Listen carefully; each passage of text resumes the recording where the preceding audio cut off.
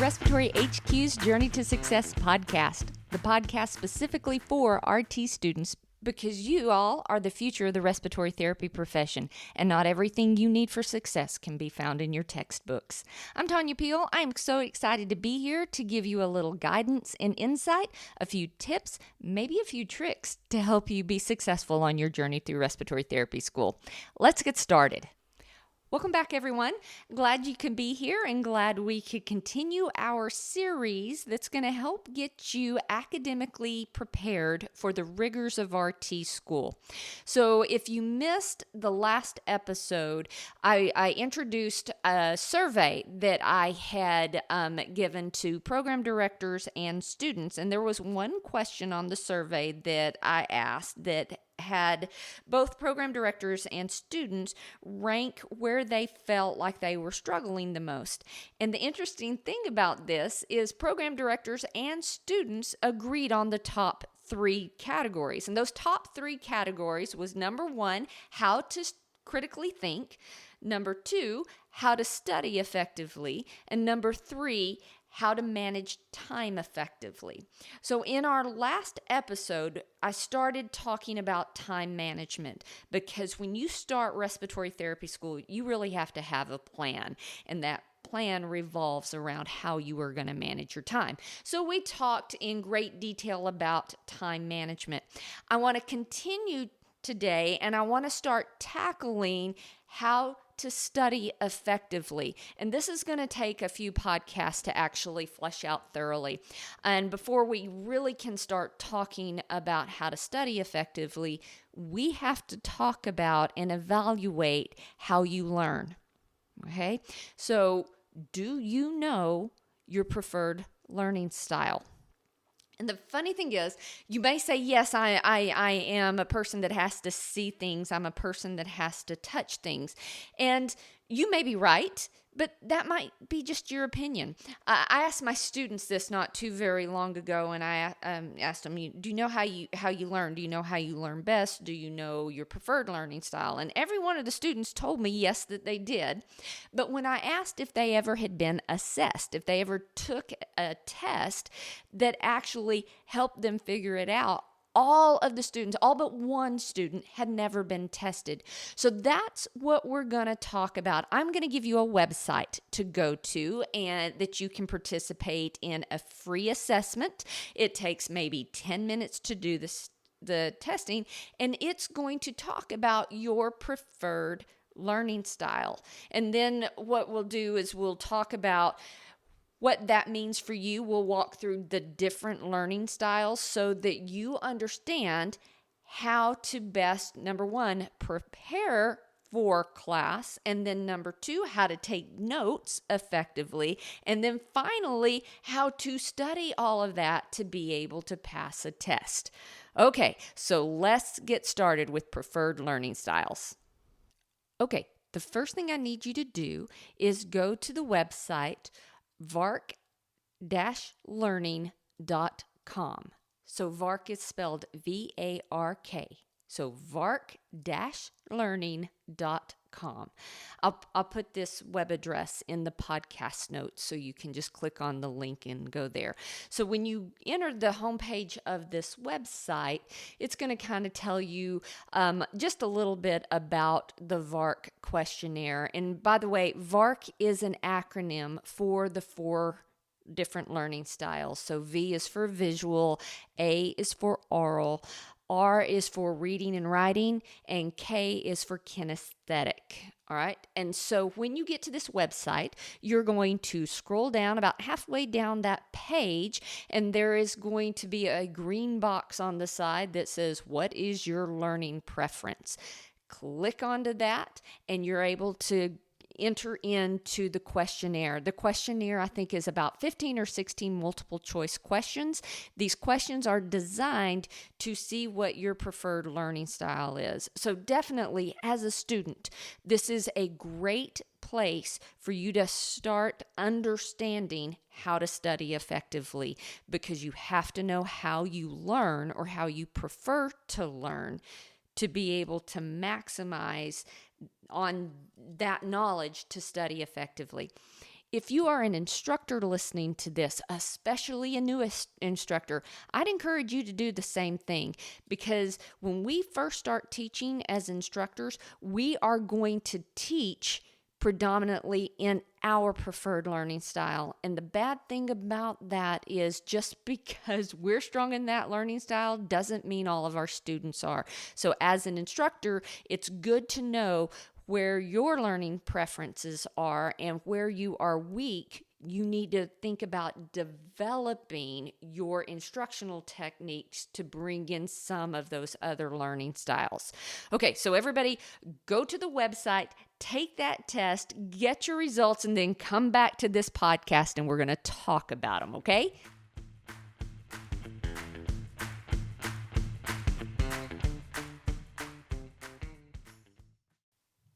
Okay, we're back, and hopefully you've had a chance to take the questionnaire and you have your VARK score. And I took the opportunity to take it again. I've taken this multiple times, and really every time I take it, I pretty much score the same way. So I think it's a very consistent assessment tool. So you notice when you got your results, you were given a score in visual, oral, reading and writing, and kinesthetic. So over the 4 learning styles, what the scores mean is basically the higher the score, that's your modality to learn. So for example, my highest score was visual at 14. My next highest score was reading and writing at 13. So those 2 things for me are my preferred learning style. And I can tell you that's absolutely right. I like to read things, and then for my reading, I make lists, I write things down, and then eventually that goes into a concept map or a chart. That's how I prefer to learn. Now, if those aren't readily available, my next learning preference, I scored like a 9 on Aural, meaning I can listen to somebody and learn. I may not prefer to do it that way, but I'm still able to. And then my lowest preferred learning style is the kinesthetic, and that's the touching and making sure that you participate in the experience to learn.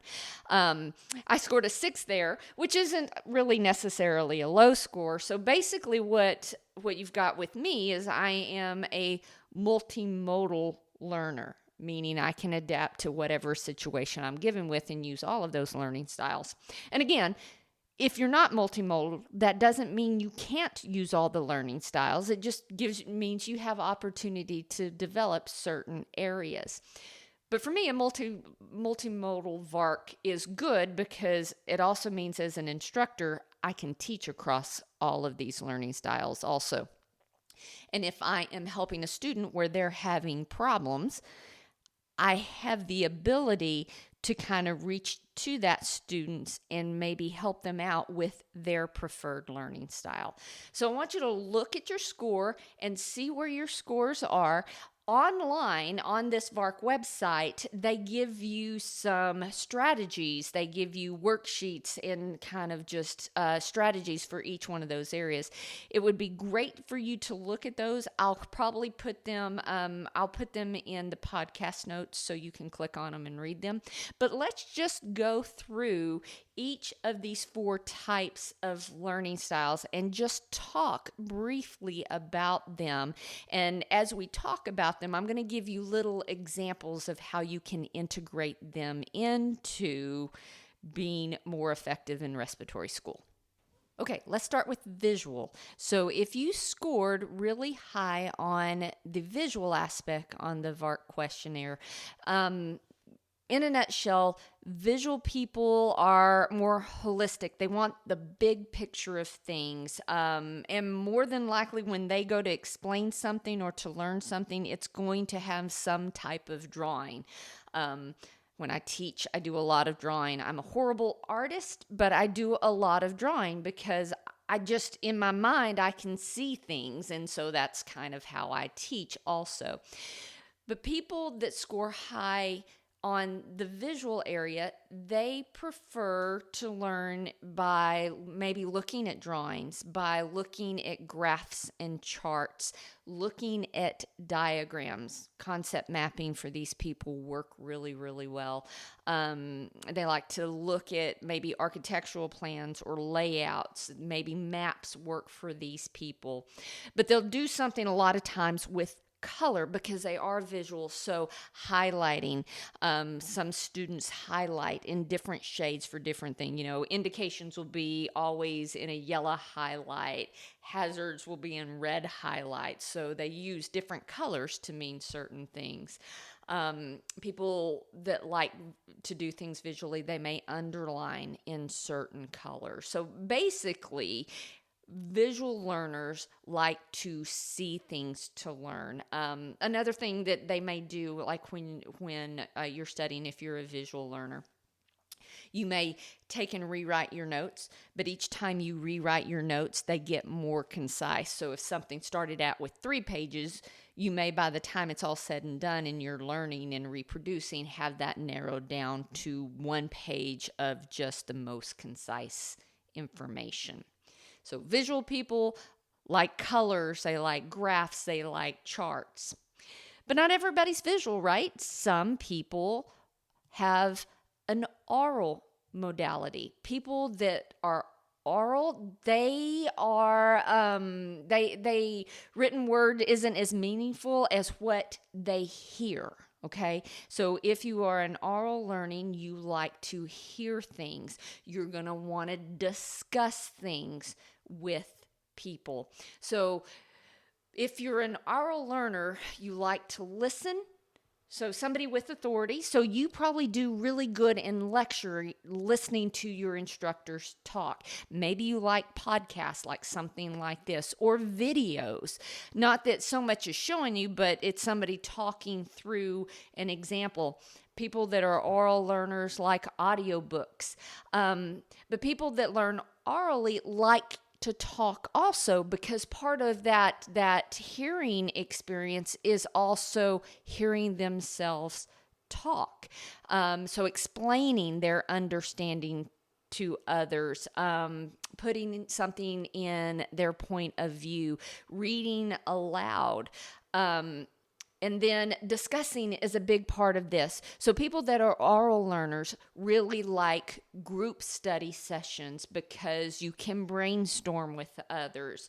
You can ask each other questions. You can get opinions. Sometimes you have discussions that lead to further learning or development of critical ideas. So people that are aural, they like learning through the hearing experience.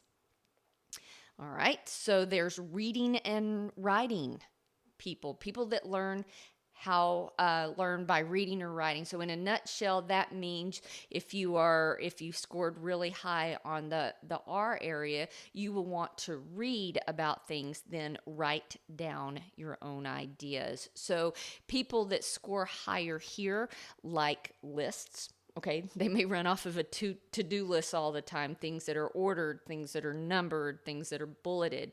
When they take notes or sit down to study, they may like outlines with titles and headings.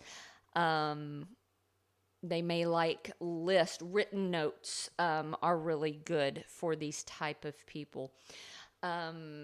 These people, when they learn, they reading in the textbook. So we're going to talk about strategies later on about how to correctly read a textbook to help you guys that like to learn by reading. These people may like to write to learn essays or papers. These people also like to rewrite notes repeatedly. That's a really important thing in the learning process, is that writing is very, very important. And then probably the last one, kinesthetic, is also, it's a very common learning style that I've found for my students. And in a nutshell, if you are a kinesthetic learner, the ideas that you're learning, the concepts that you learn have to be very practical and relevant to you. You have to do things in order to understand them. So when I say do things, that means you're using all of your senses to learn. You're using sight, you're using hearing, you're touching, maybe depending on what it is, smell comes into it. But basically it takes in all of the senses. It's the hands-on approach. If a person that is an instructor, if they're a kinesthetic instructor, they may give you anecdotes about what happens. They focus on real things and real examples and real experiences to give you context. So a lot of people that are kinesthetic learners, they excel in lab and clinical because they're learning, because they're putting their hands on, they're actually doing. And in that doing, when they go back to think about things to study, they have a real example that they were in to help solidify the content. So here's where we're going to go with learning styles. Once you know your preferred learning style, we are then going to talk in the next few episodes how to use that learning style to help you prepare before coming to class. And then we're going to talk about how to use those learning styles to take notes and to study. So this is a very beneficial podcast. I'm really going to encourage you, if you haven't done that VARK survey, to take some time and do that, and then stay tuned for the upcoming episodes that I'm going to show you how to use your preferred learning style to maximize the knowledge that you're going to need in respiratory care to complete your program successfully. See you soon.